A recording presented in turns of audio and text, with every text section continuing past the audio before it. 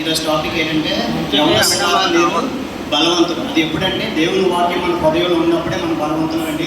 క్లియర్గా వాక్యంలో కూడా చెప్పారు, దేవుని వాక్యం మనలో ఉన్నప్పుడే బలవంతులు. కనుక లోకంలో బలవంతులు లోకంలోనే, అలాగే లోకంలో కూడా చాలా యవనస్తులకి చాలా ప్రయారిటీ ఉంది. అలాగే బైబిల్లో కూడా యవనస్తులకి చాలా ప్రాధాన్యత ఇచ్చారండి.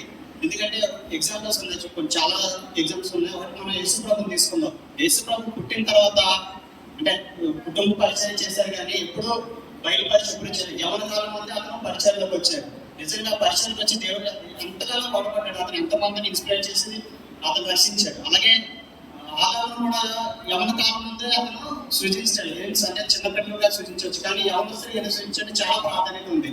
నిజంగా మనకి యవనస్తులే దేవుడికి కావాలండి. ఎందుకంటే చిన్న బిడ్డలు ఉన్నారు, అది ఎక్కడ ఏ పని చేయలేరు, ఎక్కడ పరిగెట్టి సువార్త చెప్పలేరు, ఏ పని దేవుడికి కావాలి. కానీ యవనస్తులు ఎక్కువ ప్రాధాన్యత. అలాగే పెద్దవాళ్ళు ఉన్నారు, పెద్దవాళ్ళు ఏంటంటే మనకు సలహాలు ఇవ్వాలి, కానీ అతను ఏది ఎక్కువ పరిచయం కూడా చేయలేరు. కాబట్టి యవనస్తులు చాలా ఇంపార్టెంట్ అండి.